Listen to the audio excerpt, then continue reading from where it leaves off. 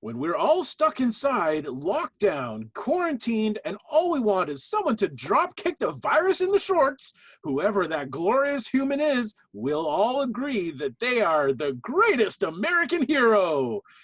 Wow, that was a real stretch to a reference to our 80s pop capacitor segment. I'm really sorry about that. I've been inside a long time, and well, it's Loop and Larry, Guardians of Geek! In a world filled with intergalactic space battles,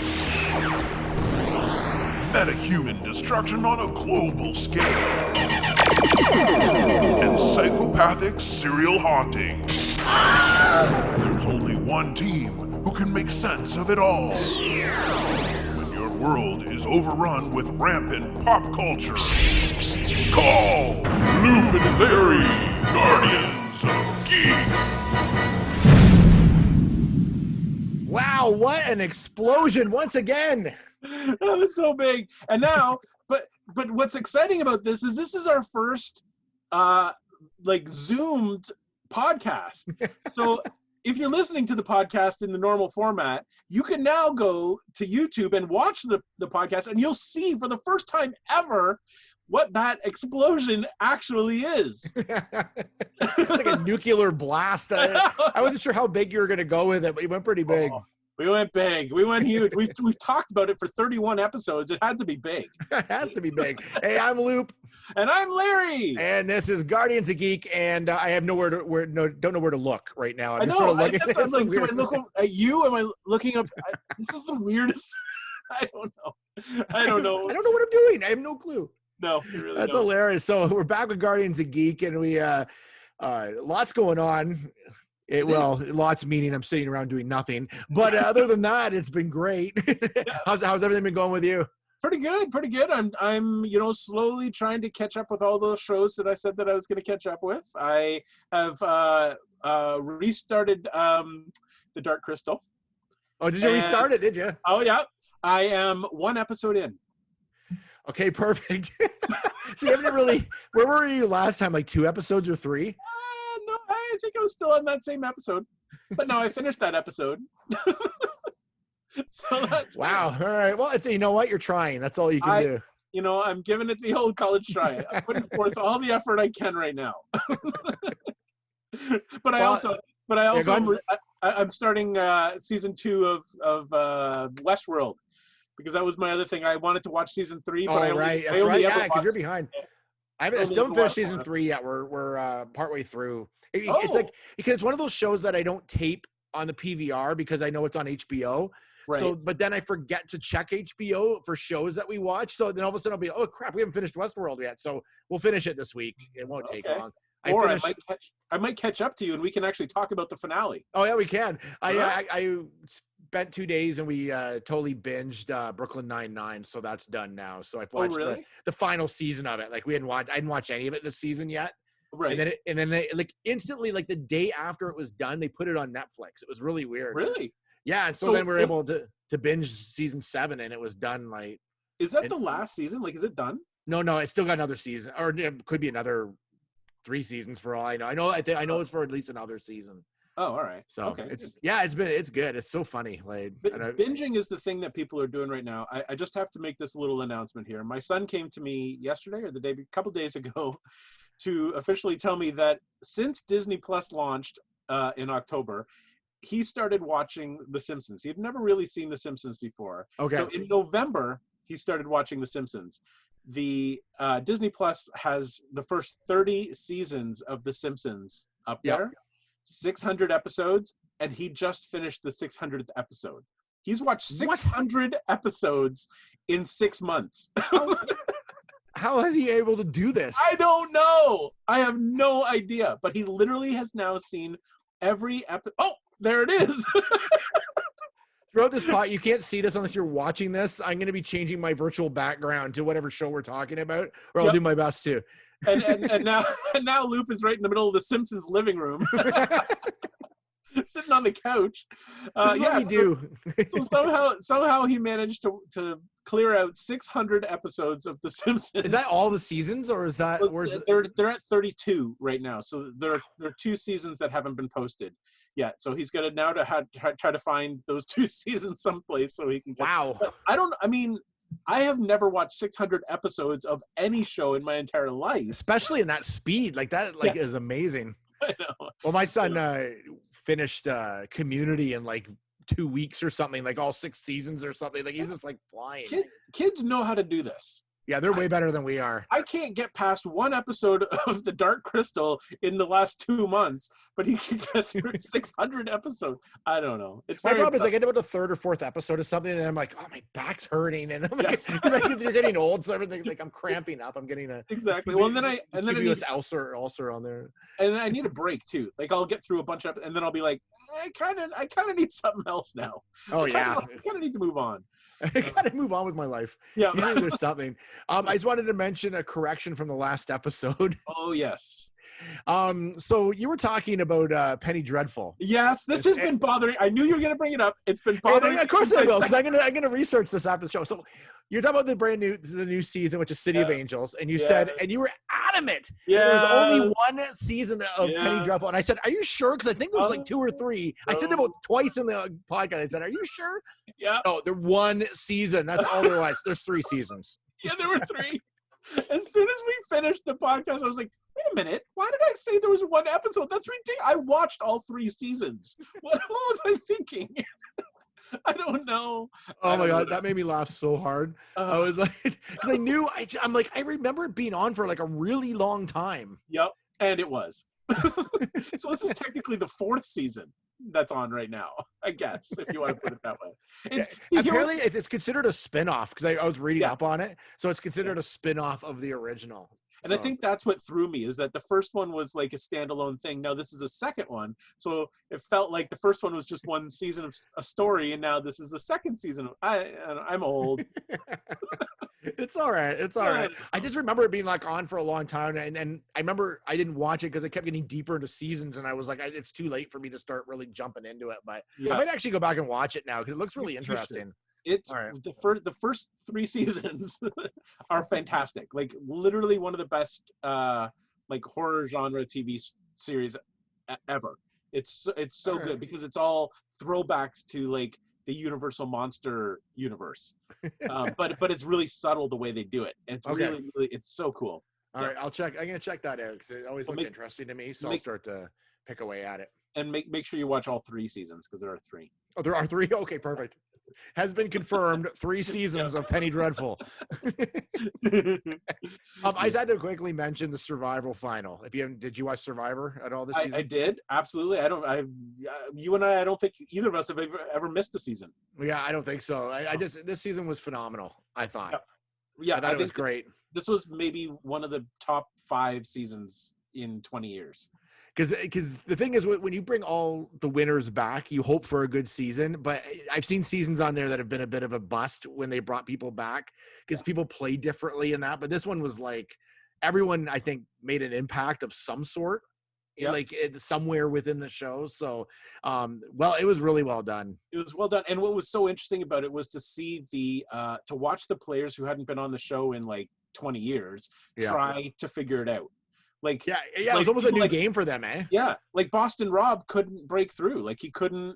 Yeah, he had a huge target from day one, though. There's no way he would have made it through. No, like he was just too big. I don't know how he did it the first time, but or the second time or whatever he was on when he won the $1 million. But he was such a big target, and it's like they all knew he had done that season where they had the idols made out of him too. So it was like him and Sandra were both. Sandra made a huge mistake too. I don't know what she was thinking. That was, I mean.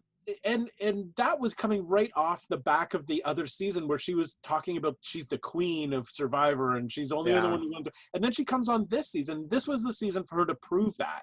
So I was waiting for her to be like, "Yep, she is the queen." 100%. She lasted longer than I thought she would, but she did nothing. She didn't do a single No. challenge. Like she sat out for virtually every challenge, and then when she was finally voted out, she quit. I know. I can see why she quit, because it's like, do you want to spend all that time out there if you know you're not hacked, like you just don't want to do it? Yeah. Like Yeah. I can see why. I didn't see anything wrong with her quitting when she did. Like she knew she wasn't going to win her way back in the game, so why is she doing this? Like, Yeah, I guess it's sort of her thing, but It was she's already just- won it was twice. I mean, she has nothing to prove to anyone. Yeah. So But for me, it was just coming right off that other season where she was talking so much about how like oh she's yeah, the yeah, queen, she's and like the then it just master was of like, everything. "Wah." No, yeah. But it was good. I love that Tony won. Tony was a great winner because he was Yes. so entertaining through the entire season too. So He's one of my favorite players. I was really happy that he won. Yeah. that's the spy nest. I laugh so hard at that. Like he's so devious. Like, but it's like people should know better. They should like really know he's going to be hiding somewhere in the scene. They should have figured that out, but they didn't. And Nope. to his advantage, good for him. There you go. There you go. Props to Tony. Tony, good job. If this season doesn't get nominated for an Emmy, I don't know which season will, because this season was phenomenal. I thought. Seriously, it was great. It was really good. I'm happy to have watched the whole thing. Yeah, it was great. So I've got one other little tidbit to talk about before we get back into the core of our podcast. I was reading an article just yesterday, I think, about the future of movie theaters and going back to movies and what that's going to be like after all of this passes and how that's going to work. And what the experts are saying now is that what they feel like is going to happen for like the near future, like the next few years potentially, is that movie theaters will start to only run movies that are big blockbuster movies, like tentpole movies. Oh wow! So that they know that they're going to get people back into the theater. Yeah. So you won't have like smaller independent movies. You won't have like genre specific movies unless it's a big tentpole movie. You'll have like the ones that like the big budget ones, because they're talking about Christopher Nolan's Tenet. Yeah. His new movie is still scheduled to run on July 17th, and apparently that's the one that's going to launch all of this. But that was one of the big tentpole movies for this summer, was his movie. So it's all of those sorts of movies that are going to make it back into theaters. So you won't like the rom-coms and the little kid movies and those sorts of things. They may all be going to streaming services, like directly to streaming services, so that movie theaters know that they're going to make a profit. So yeah, that's almost sad too, because there's a lot of directors, like this was a big debate last year, that like these smaller films that are nominated for like Academy Awards and such, like they just don't make it into the theaters. There's no space for them. So yeah, it'll be interesting. And now there may physically not be. So it's I hadn't considered that option for movie theaters and what's going to happen when this is all over. Like we had all talked about, every other seat and that sort of thing, but I had no idea that they would consider the type of movie that they play. Yeah, and how do they know if it's gonna be a blockbuster too? Like there's movies that you'd think like I try to think that Men in Black, like the last one, and it bombed like large. So I mean, you never know, right? Like it's just a lot of them, like the last Ghostbusters, the last X-Men, the Dark Phoenix, like they're the Terminator was supposed to be huge. I don't know how they're going to determine. I have no idea. I guess Hollywood's just going to have to start making better blockbusters. Yeah, you don't know. And there's some movies that are smaller too that suddenly become huge blockbusters that they never expected to. So it'll be interesting to see what happens with that. I don't know. It's going to be a different time. So weird. It's going to be so, it's like everything. It's already so weird. I don't know what's going to happen. There's so many things being canceled too. I'm worried about Fan Expo this year because they canceled the C&E in Toronto. Oh, they did? Yeah, C&E is canceled, and that takes place exactly the same time as Fan Expo.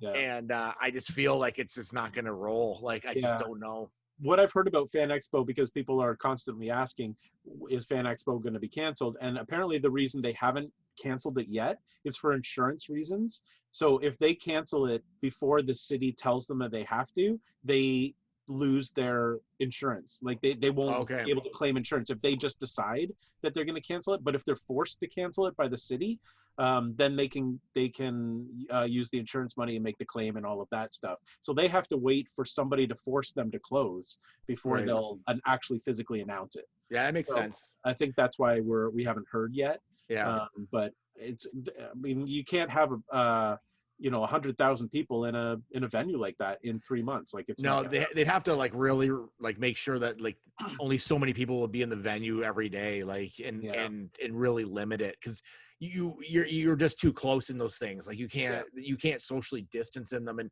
like if they found a vaccine before August, then maybe it still goes on. Like who knows, right? But there's just so many factors, so many like who knows factors in this. Yeah, I feel like this is going to be the year without the Comic-Con. Or the year without much of anything, really. Well, yeah. Yeah. I'm gonna have my own Comic-Con in my house. I'm gonna set up like little booths and just walk around the house. Virtual con. And rebuy things that I've already owned. That I forgot that I bought. I'm sure that you've got an entire closet full of those things. I do. Oh, by the way, my copy of Chopping Mall just came today, so I just on beautiful Blu-ray. So it should be. I can't wait to dig into that. So that'll be good. I love that movie. It's like the cheesy classic of 80s crazy mall horror movies. I have a lot of things coming to the house on a daily. A lot of packages. Love the packages. So you want to get into the top 5? Let's do it. Let's do it. What's hot? We'll tell you what's hot.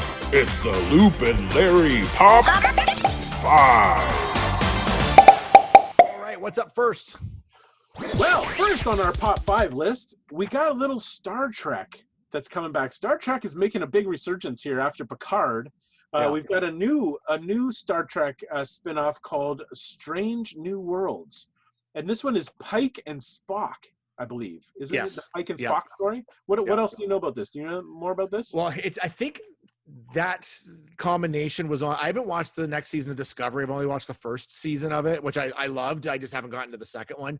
Right. Apparently they appear in the second season. So this is almost like a spin-off out of that into their own series. Okay, so this is not the Pike and Spock from the movies. Like this isn't the Zachary Quinto. No. These are the characters as they played them on Discovery. Gotcha. So and then they're spun off into this series. So and it's supposed to be. They say it's it looks like it's going to be more episodic, and more optimistic than the other ones. Not quite. Oh, really? Dark. Not so dark. Yeah. Oh, well, I can see that. It's the comedy duo of Spock and Pike. Hey! It's the Spock and Pike show. Spock and Pike show. So again, they have no idea when this is going to go into production because they like COVID has basically ruined everything. Right. Yeah. So they don't know when that's going to happen. So right now it's just a good idea. Yeah, it's just a really fun idea. Yeah, a fun idea. Here, there you go. I put up a little Star Trek background now. So I love these virtual backgrounds on Zoom. Like, I'm gonna have to figure that out. These are so cool. Yeah, I use them for everything now. This is my new thing. So Discovery is still going on for another season. Picard is obviously coming back. So this will be the third sort of these of this new Star Trek resurgence series. I love Discovery. I thought it's good. I'm not a massive Star Trek person, but it's like if the show is good, I'll watch it. And not that the other ones weren't, I just didn't get into them. And no, did you watch Picard? I didn't watch it. Did you see it? I've almost finished the first season. It's really good. Oh, is it good? Really good. And I never really watched The Next Generation. Yeah. So I know enough about it. Like I know enough of the characters. So I'm sure there's stuff I'm missing in there, like references and things like that. But the story is great. Like it's a really strong addition to the Star Trek universe. Highly recommended. Okay, so they don't know when this is going to be released, so we'll just have to wait. But it's in pre-production anyway, so it should be cool. That's good. Excellent. Number 2. Here's something we have an actual date. Well, I don't have a date, but this is a firmed up thing. Falcon and the Winter Soldier trailer. Oh, now he's gonna, just for those watching, Loop is now in front of the Avengers background. I'll stop doing this because it's like you can't really see what I'm doing if you're listening. So but it's great fun. I'm enjoying it. Anyway, Falcon and Winter Soldier trailer, which would ordinarily have dropped at the San Diego Comic-Con, along with everything else in the world. Obviously, San Diego Comic-Con's not going to be happening this year, but San Diego Comic-Con is doing an at-home version. Oh, wow. Okay. I don't have a lot of details on that, but we will get more. So that it sounds like more people will have access to what goes on at San Diego Comic-Con, but they will be releasing the trailer for Falcon and Winter Soldier at the like the virtual San Diego Comic-Con this year. Do you know when that is, approximately? It's usually near the middle of June. Okay. I don't have a date for when the at-home version is going to be, but it's in June, so it's coming up. I mean, it's within the next month. I saw that you'd put that in our list, and then I thought, oh, is there a trailer out? I thought there was a trailer out. So I watched a trailer, and I'm like, this looks like a lot of footage that I've seen before. And then I realized it was like 2019. It was like, and then people make their own home trailers for things, and they look so good that it almost looks like the trailer. And then you realize that you were actually watching the trailer for the first Frozen movie. I'm not good at finding trailers. I'm just like, why is there a snowman in this Winter Soldier? I know it's the winter, but why is there a dancing snowman in here? I don't remember this character. This is going to be interesting. It doesn't make any sense. But anyway, so this is good news, because if they're releasing trailers during this virtual Comic-Con, that means that they'll release potentially other trailers. I mean, whatever trailers they can. I mean, obviously a lot of stuff's on hold right now, but any, like, you know, there'll be new trailers potentially for Tenet maybe, and for Black Widow and those sorts of things. Yeah. So we might even get like the Mandalorian, like the first Mandalorian trailer. So I feel like even though San Diego Comic-Con's not happening in the real world, the virtual version of it will still give us a lot of pop culture stuff that we get so excited about every year. So this is good news. Yeah, it should be cool. So this it looks like the series, they're still slating it for August 2020, and it's going to be 6 episodes. So we'll see how that goes. That's interesting. Hopefully, we hope. Yeah. It's interesting that it's such a short season. Yeah.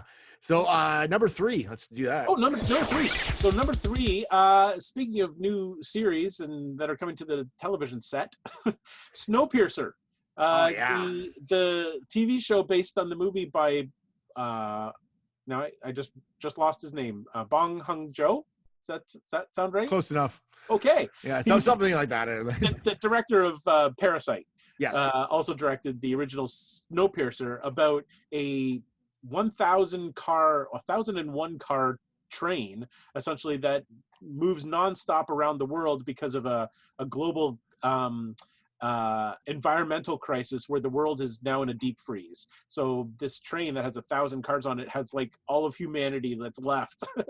And each car is like a different class of people. And as you get closer to the front, it gets better and better. The upper class people are there.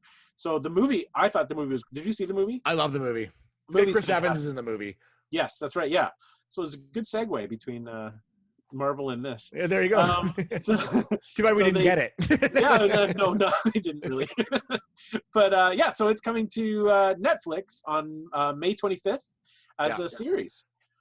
Yeah, it should be pretty cool. It'll be 10 episodes in length. Yeah. And it looks like there's a detective in it that's like trying to like solve cases that someone else has given them. So yes. Jennifer Connelly's in it as well. Now here's the only thing with it. The reviews have started trickling in. Uh-oh. Kind of middling. Okay. I want to use the word middling. And you did successfully, so thank you. They're middling reviews.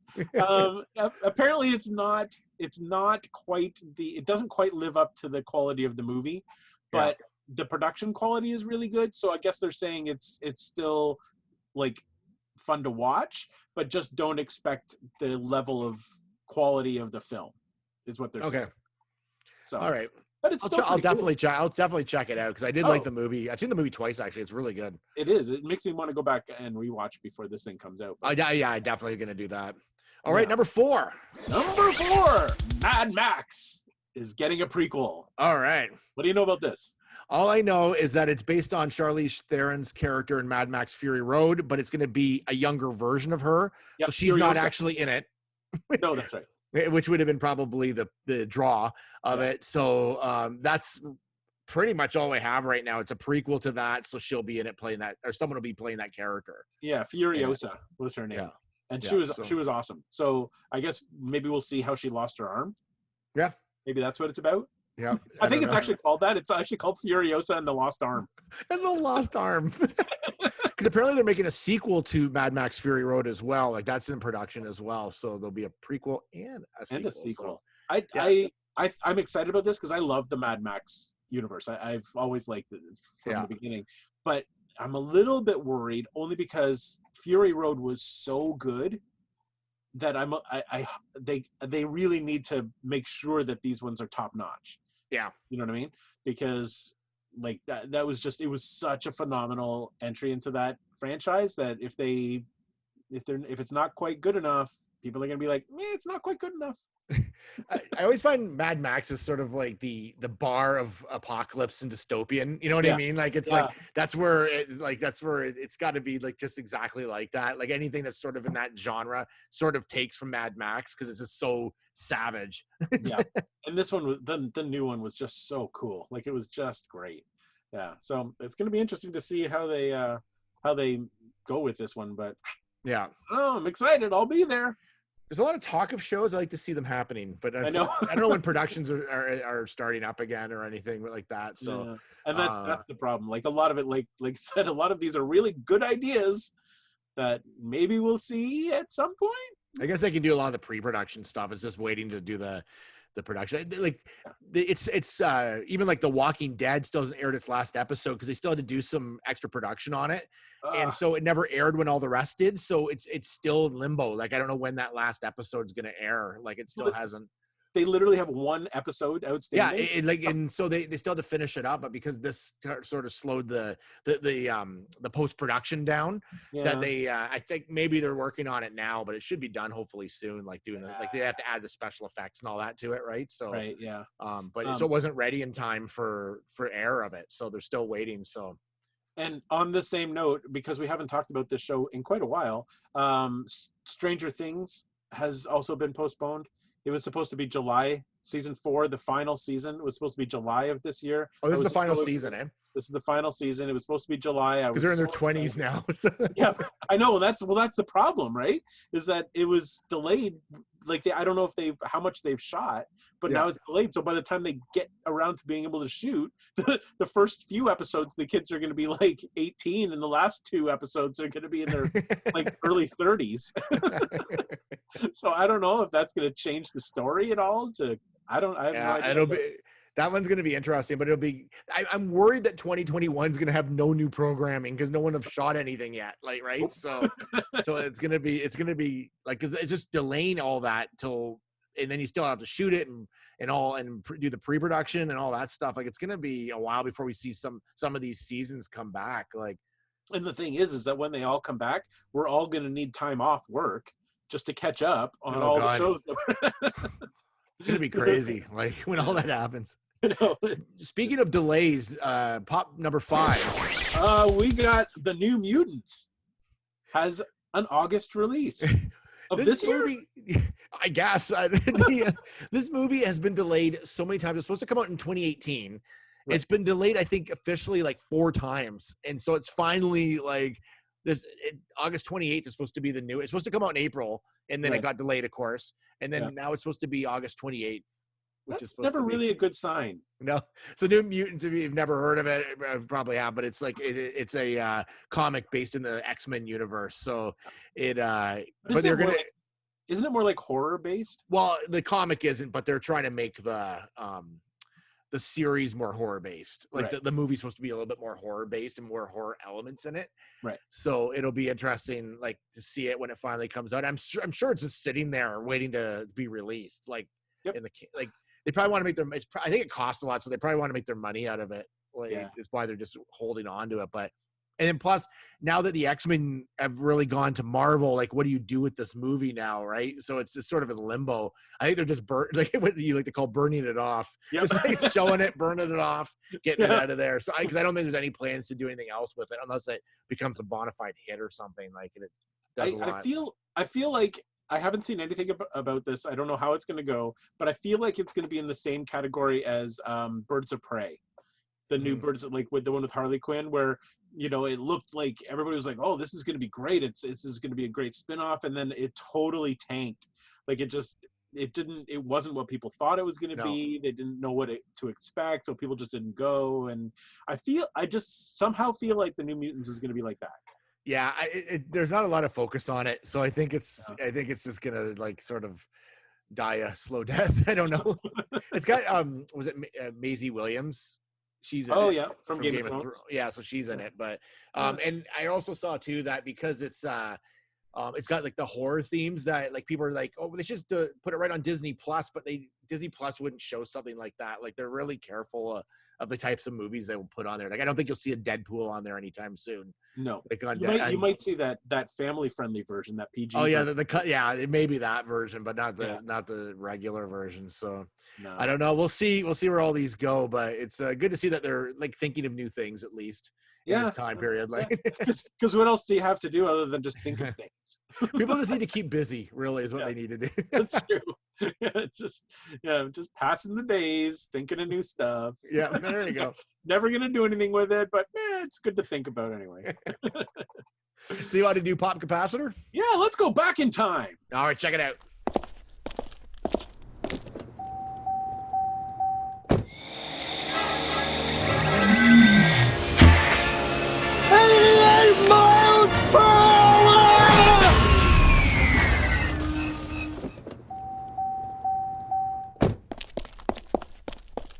All right, we are back, and we are in a strange land of 1981. Yeah, we went way back this time. Way back. Last time we were in 1990. Now we're all the way back to 1981. And of course, we're looking this week at Greatest American Hero, the series that took place. It was a superhero. I guess some call it a spoof. I don't know what you would call it. If you look at the Wikipedia page, it's actually referred to as a comedy drama.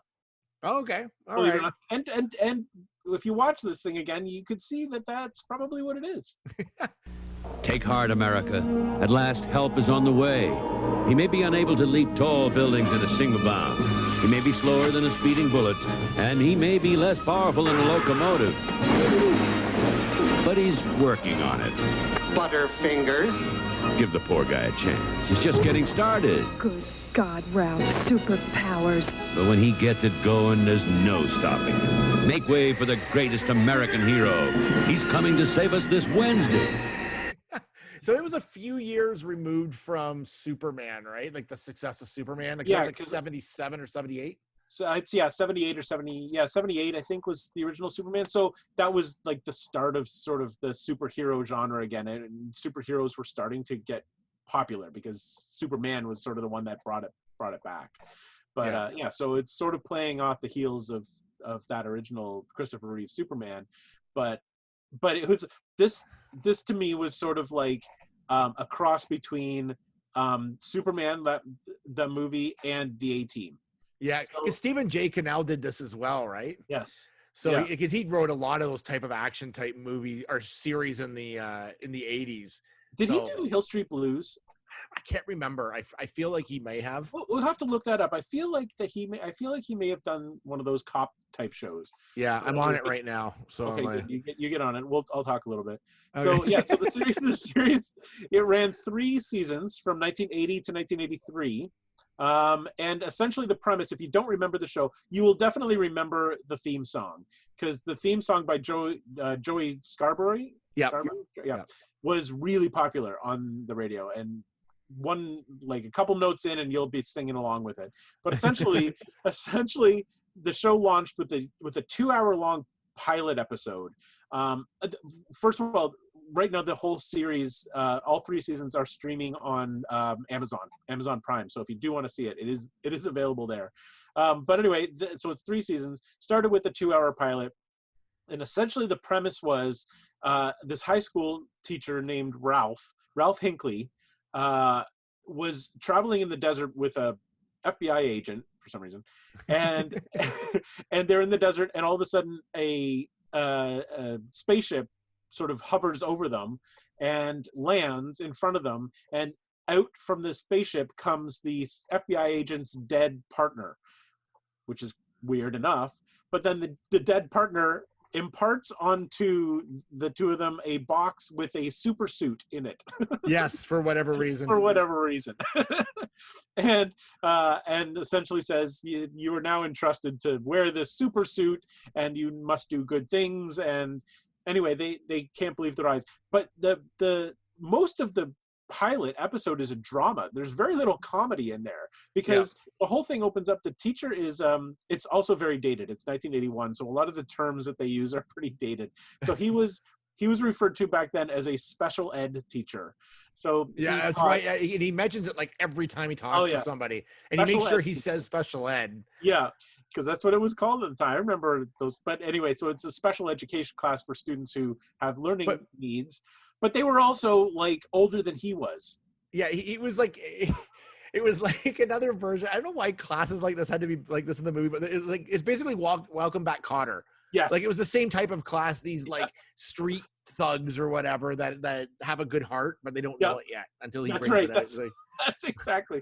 So, but anyway, there was this drama about dealing with these kids, and that he wanted to do right by them, and they were tough, and they wanted to fight him, and so there's this. I'm like, I don't remember any of this being so dramatic. But then I didn't remember that part. I got to watch the series, and I haven't watched it in years and years. But I didn't remember that whole secondary like storyline that was like part of it.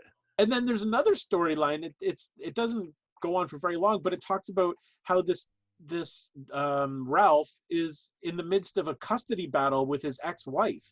So there's a lawyer involved, and there's this like very like sort of heart-wrenching scene where his son lives with him, but the wife wants custody. I'm like, this is not superhero comedy stuff. It's really like weird like secondary storyline which is kind of bizarre. And then with the lawyer too, he has a relationship with the lawyer, which kind of awkwardly comes out at one point. Like it wasn't like but it was weird. So there's all of that drama going on, but the whole comedy premise of this is that they gave him the super suit in a box, and then the aliens take off and they're gone, and so he puts the box in the car, and they're about to head back to home, and he accidentally drops the instruction manual, which is literally a book, like an instruction book. Yeah. He drops it out of the side of his car onto the ground and drives away. So he's lost the instruction manual for the super suit. So he doesn't know how to use it. And there's where the comedy is. but what I never quite got is, like, how do the aliens have a publishing house? Like, this was like a paperback book that was about this thick and had been published with a cover, and it looks like where did they send it in the universe to get published? There was a few weird things in this too. Like when the aliens come down, so William Catt, who plays the main character, and then the FBI agent Robert Culp, they meet each other, and then the aliens come down. And they have a very specific instructions for them that are so specific that only William Catt can wear the costume, and then only the other guy can help him find the missions. Like it's so specific. Like, and it went on forever. Like the explanation of how this was going to work, and how they've given him this costume, and how it's got an instruction manual, and how this and that. And I'm like, why are these aliens so specific on this? Like, it seems really weird, like why they were that specific. But I think they were that specific so that the writers didn't have to hire any other actors to be in the show. So they were like, yeah, we're locked into William Catt and Robert Culp, and that's all we're gonna do. Oh, so we gotta figure out how to make sure that we don't get anybody else in here. But so he doesn't have the instructions for the super suit. So anyway, when he finally tries to put the thing on, he doesn't know how to use it. And so that's where the comedy is in every episode, is that the super suit has like virtually unlimited powers, like of invincibility, of like telekinesis, of like he has super lungs. During a couple of the episodes, one of the episodes he puts out a blowtorch. Yeah, like somebody's shooting a bullet, and he and puts out so he's got like super lungs. He can become invisible. He can't be destroyed. Like he's invulnerable to bullets. He's like, it's literally at one point he has like almost like an X-ray vision, but he can see other like whatever Robert Culp's doing. He can kind of see what he's doing no matter where he is. Yeah. Like at one point. Yeah. So it's not even like seeing through walls. He can see like into like other parts of the world, sort of thing. Like literally, I mean, they can come up with anything. But but the funny thing is that he just doesn't know any of these things exist. So every episode there's like a new talent, and he's like bumbles his way through it because he doesn't have the instruction manual. They never once went back to the desert to look for it either. You know, it's that, like there's never a point where they're like, you know what, let's go back to the desert and see if we can find it, and then them like looking and never finding it. But it was like they did at one point. He did at one point say, it could be in the desert, but that's a really long way to walk. It could be a mile away. Yeah, I know. I'm like, well, then go look for it. Like, yeah, it's like half an hour it seems like a very important piece of this of this mission to have that. Like, it's like, it's true. But William Catt, the actor behind the superhero, was so perfectly cast, I think, because he's seems like the nicest guy and totally innocent. Just he loves to teach, has no idea what superheroing is all about. In fact, when he tries to fly, because he assumes that he can fly in this, he's like running and then jumping. This little kid comes up to him and says, "You're doing it all wrong." And he's like, "What?" And he leaves down. He's like, "Tell me what I'm supposed to be doing." Like, he is so out of his element that he needs a little kid to tell him. The little kid's like, "You take only 3 steps and then you jump, and that's how you fly." And that actually is how it worked. So this guy just has no clue. It would have been better to put the suit on the kid. The kid knew. Oh my God. I know, it's so weird. There's a few things that I actually really like the opening of the show. So the guy, so Robert Culp's partner, who ends up being in the spaceship later, is being hunted down by these like henchmen, and they're like they're all bald with sunglasses and like a white t-shirt, but it looked kind of cool. They're in like these dune buggies flying around in this like desert. It was a cool opening. I'm like, is this the right show? Like, I wasn't sure what I was watching, but it was kind of, I mean, it was kind of James Bondish. Like the villains, like they were all like the henchmen all kind of looked the same throughout the show, but totally, it was kind of cool.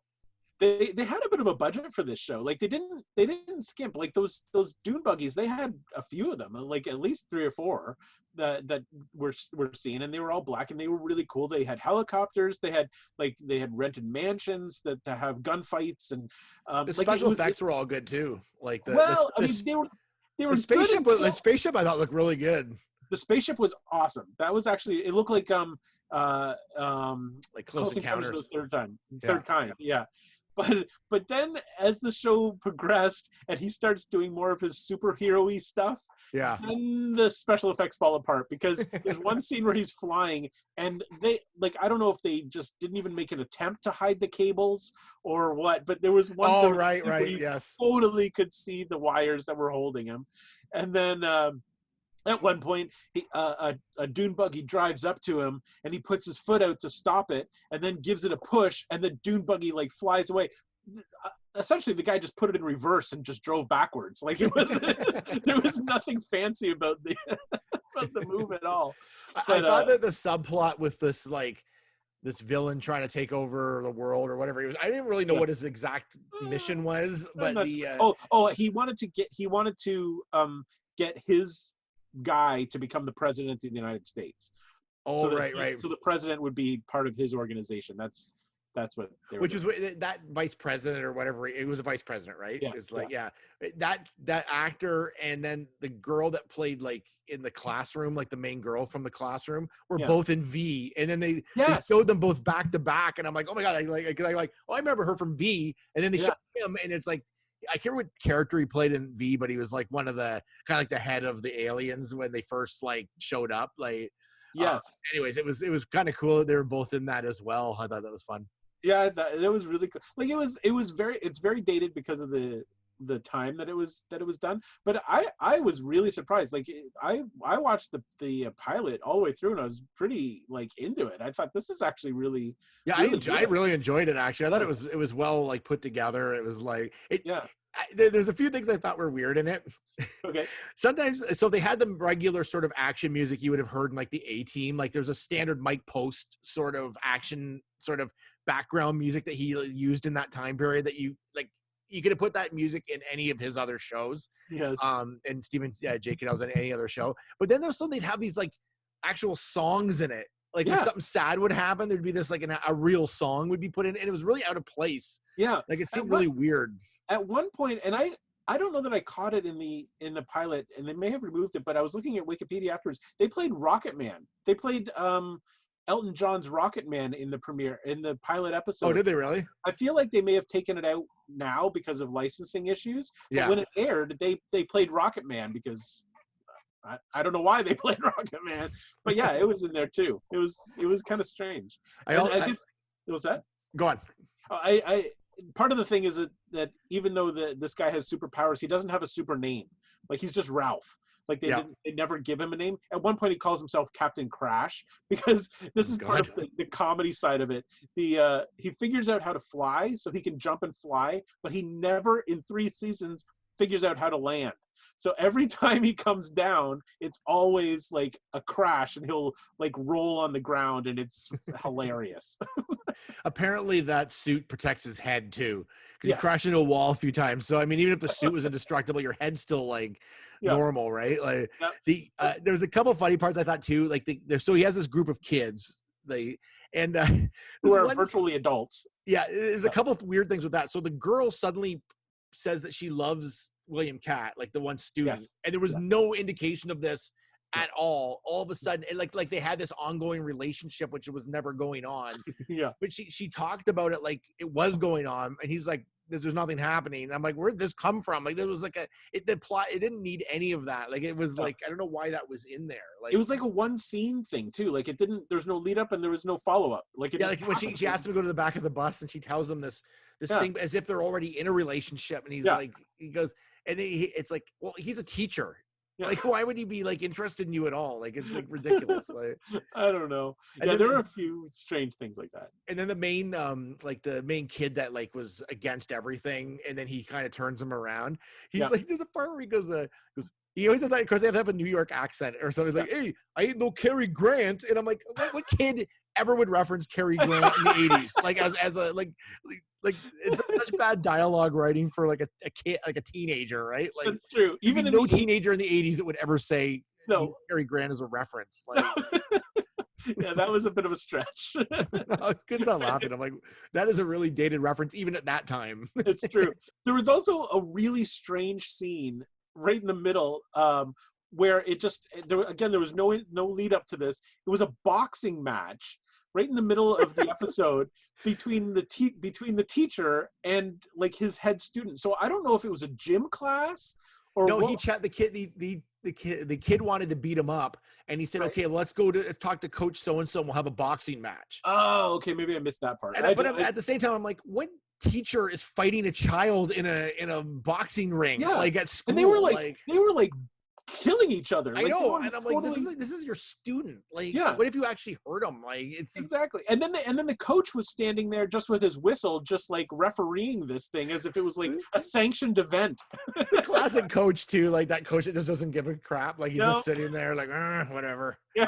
Because at one point, the kid hits him in the back of the head, like it was like a total, like he had just turned around, and then the coach was like he didn't see the move or whatever. That's legal. That's fine. Another funny part I found in it, there's a part where they find William Catt in his costume. So they take him back to this hospital. Instantly they decide he's like crazy and he needs to go to a mental institution. So they strap him down, and there's this really this overdub of the dialogue, and then they say these straps have been stress tested at 5,000 pounds. And it's like, why would they say that? Why would you tell another person that if you work together? Like, you already know that. Like, why does that information need to be, other than for us to know that, like, to show that he has super strength? Yeah, when he breaks out of the straps, we know he's got 5,000 pounds of pressure that he can break through. I know, I thought that was, they obviously added that after the fact. So. I know, like, it's like, we better make sure that people know that these straps will be hard to get out of unless you have super strength. But, like, why, if you worked with someone, you wouldn't talk about stuff that, like, you already know because you work day to day with it, right? Yeah. Like you wouldn't it's just so weird. But there's a couple. Go ahead. The other thing that is just so strange about that whole, like, they found this guy in a super suit and instantly thought he's crazy. Well, nowadays, like with cosplay and people dressing up, nobody would even bat an eye. They'd be like, "Hey, that's a really cool suit you're wearing. Yeah, that's right. A really cool costume. That's awesome. That's great cosplay." But back then, people were like, he's wearing tights. He's got to be insane. Like, we got to take him to an institution right now just because he's wearing a cape and a red onesie. Like, it was so, really? I like too the when they escape from the main guy's, like he's got like a big like mansion that he escapes from, and the guards are all there, and at one point they're like, there's been an escape, units 23, 16, 15, go to the West Wing. It's like, and they keep doing this, and I'm like, how many units are there? Like, how many people are guarding this place? Like, it went on forever. Like when you're up to units like 60 and things, like that means there's a lot of people. Yeah. And they should all have been out by that point. Like, you don't have to keep telling them. Like, you don't have like 5 of them just waiting. Well, they haven't called our number yet. Yeah. As soon as you hear like something, you're already already ready to go, right? Like, I'll give them props for using the Super Friends cartoon chunks in it. That was cool. That was actually, that was how they sort of transitioned from this like serious stuff into the superhero thing. Ralph's son was in front of the TV, like we all were in 1981, drinking his like juice and like literally like 3 inches from the screen watching the actual Super Friends cartoon. So you'd hear like audio from that cartoon and video. So, and then that's what gave the William Catt the idea that maybe maybe he could be a superhero. Like by watching the DC Super Friends cartoon, he's like, wait a minute, I've got a super suit. Maybe this is what I'm supposed to be doing. But that was awesome. Like that was a really cool. I mean, and it was like a fair amount of it too. Like they showed like almost a whole opener of the show, which I thought was kind of cool. And I mean, at the time, that wouldn't have been a big deal because people would have been watching that. It'd be like, oh, that's current, like but to see it now was really cool because it was just like another throwback within the show, like because we used to watch that show, like the Greatest American Hero, so that was a throwback, and then within the show there was another throwback to another show we watched. So I was really excited to see that. That was cool. I liked it. At first I was kind of annoyed because the opening didn't have like it had the Greatest American Hero theme but not the lyrics. Yes. And then at the end they bring the lyrics in. I'm like, that was pretty cool actually. That was well done when you watch the whole thing. Like it was good. that was really well done. And then so it gets kind of goofier from there. So it's 45 episodes, the whole series, 3 seasons, 45 episodes. The last episode, which for whatever reason Amazon Prime does not have, so it's all 3 seasons, 44 episodes. The very last episode is not up there. I don't know if it didn't air. It may not have aired for whatever reason, but they don't have it.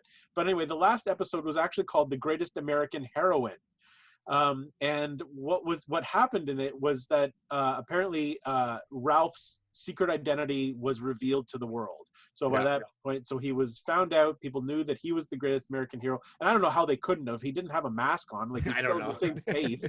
Anyway, so they found out once his identity was revealed, the aliens came back down to Earth and said, "Well, you can't keep the suit now because now the world knows who you are. You can't be a superhero the way you were. So you've got to now bestow the suit upon a successor, and you have to pick somebody to now be the next person." And so he decides, Ralph decides that the next greatest American hero is going to be a female. So he gives the suit to a female, and the FBI agent, his buddy Bill, I guess, is like really upset about this. Oh yeah. That's you can't have a woman superhero. That doesn't make any sense. Again, it's 1981. Yeah. But anyway, I feel like this was a reboot though. I feel like the heroine was a reboot later on. It could have been. Well, that was the last episode of this one, and then it may have come back again. Yeah, I feel like they finished it. It didn't really finish, and then they came back with the heroine, but I can't remember. That could be. Yeah, we'll have to. I need. It didn't work. Whatever it was just a pilot, apparently. Like, but that's the last episode. So I guess it somehow it does wrap up in that this Greatest American Hero gives up the title to the next great American hero who didn't go anywhere with it. There's one part in the whole thing that like was the most annoying thing I've ever seen in my life. What? His son at one point, he's watching the cartoons, he's watching the Super Friends, and he's eating a chocolate bar from the side. I saw that too. I'm like, that was the most annoying thing I've ever. I wanted to drop kick that child. Well, so I saw that too. Like, it's literally like a chocolate. It looks like a chocolate bar. But then I looked again, and I didn't know if it was a piece of bread, and we were just seeing the crust. I don't know, because it looked like he was eating a chocolate bar from the side. That's what it looked like. And it's also really thick. Like, it's thick. Yeah, and he was eating like, it wasn't like he was just eating straight through. He was eating like along the side of it, like a cob of corn. Like, he was like doing this to a chocolate bar. It looked like a coffee crisp or something. Yeah, it did. I was like, what is happening right now? Yeah. And why are you eating chocolate bars for breakfast? These are questions I need to know. But from the side, it didn't make any sense. I don't know what that. I got to go back and relook at it and see what he was eating, because I'm pretty sure it was a chocolate bar. I thought the exact same thing, but then I looked again. I think it might be a crust of bread. So if you go back and rewatch it, we can update you next time. This is very important, because it was driving me insane when people are gonna be asking us about this. So we need to. We're gonna be talking about this for a long time. Yeah. This is the lasting legacy of this show. Is that scene? Just to go a little bit further into this, the big thing is, how did the show was really super popular when it first debuted, and then it kind of died off. So apparently, this is what they're blaming this on, was that his name was Ralph Hinckley. Oh, yes. And then John Hinckley, who tried to assassinate the president, happened around almost the exact same time, maybe like not even that many episodes into the series. It was like 4 or 5 episodes in. Yeah, so then they tried to disassociate that character, which I don't, is so ridiculous, with the other one. So they changed his name to Hurley or something like, Hanley. Hanley. Yeah. So suddenly his name was Mr. Hanley, and so they had to overdub a whole bunch of episodes where anytime they mentioned his name, because no one said his last name more than he did at any given point. And and apparently that they thought that was, it kind of ruined the show, because everyone sort of like associated it with, got confused or something. I don't know. I thought that was a bit of a stretch, but apparently I've read that on several sites. And apparently they, after the whole President Reagan assassination attempt thing calmed down a little bit, they switched his name back. Yeah, so this is confusing. Yeah, so they didn't want Hinckley, then it went to Hanley, then it went back to Hinckley. Like, why would you change it at that point? Just keep it. Like, you've already changed it once. Exactly. It doesn't make any sense at all. Like, I don't know. They could have just sort of my name is Ralph Harrison. Could have just done one of those. Or like someone honks a horn exactly when he goes to say his last name or something. Like, I don't know why. Like, that's a classic case of overthinking. Yeah. Like, they're like, oh my God, it's the same last name. I realize this guy was probably super, like, at the time, like super like in the news and things, like, right? Yeah. Like, so I mean, I can see why you'd be a little bit scared, but but I don't know if anyone would associate that character with him. Like, it's just with John Hinckley, this didn't seem make any sense at all. Well, and the fact that he's a superhero, like, he wasn't a crazy and fictional. Like, and fictional. And was out before this happened. Yeah, there was no way, but it's 1981. People were naive back then. They didn't. No one knew what was going on, really. It's so dumb. Yeah. So, what did you think? All in all, you know what? I quite enjoyed it. Like, it is a real throwback, but like, the production quality is really good. The acting is great. I thought the casting was really good. Like I said, they put some money into the budget, so it looked good. And the story was intriguing. Like, with so many different sort of smaller stories, I'm gonna keep going with it. Like, I don't know if I'll watch all 44 episodes, but I will pick and choose, because they're all standalone sort of cases that they have to solve each week. This classic episodics that he would do, right? Like, but it was fun. Like, I totally thought it was fun. It lived up, and I loved the music, and it's really nostalgic. I thought it was great. I'll stick with it. I'm sure Michael Ironside makes an appearance somewhere in this series. He's like the classic villain in all those shows. Like, he always showed up somewhere in the series. So he does. Yeah. No, it was awesome. I thought it was good. I really enjoyed it. I'll probably, like, maybe not this year, but maybe next year I'll try to pick up and watch it, like, and watch the rest, because I really enjoyed it. So it was as good as I kind of remembered it being. So it was like, but it was a lot different at the same time. It was better production value than I really remembered it. Like, a little bit more meat to the story than I thought as well. So, well, I mean, the thing is that because there was such a big drama element to it with the kids and the custody case and stuff like that. When it came out, when we were like 10 or 11 years old, we wouldn't have even gotten that. Like we wouldn't. So I don't. You know what I mean? Like I think it's more meaningful now because we understand those things. Yeah. So it just there's a deeper level to it watching it now than there would have been back then. So. And William Cat's hair is awesome. Oh. That is like a helmet of hair, eh? Like that, Yeah, like that blonde, curly mess. Yep.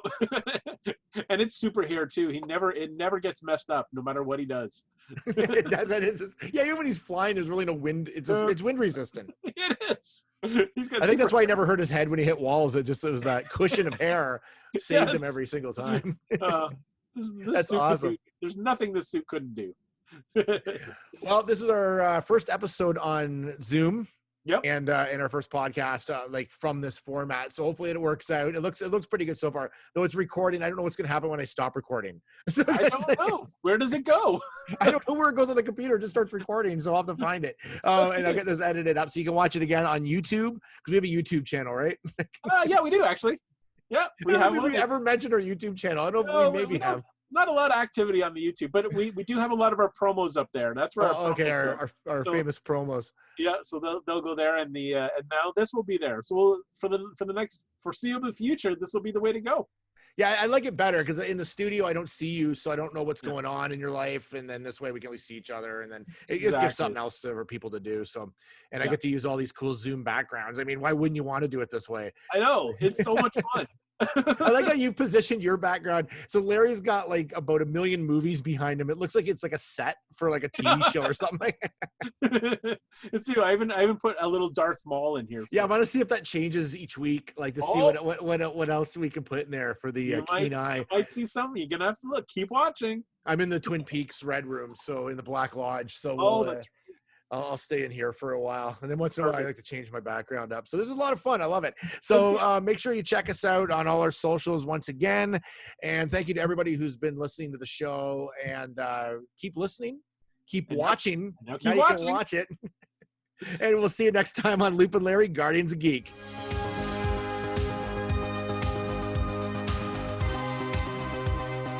Produced by Matthew C. Loop and Lawrence Simner. A Loop and Larry production. Bueller. He likes it. Hey, Mikey. Bueller. Bad news. Fog is getting thicker. And Leon's getting larger. Inconceivable. Brian's right. It's an elf. Wax on. Does Barry Manilow know that you raid his wardrobe? Oh, Captain, my captain. Life moves pretty fast. You don't stop and look around once in a while, you could miss it. Wax off.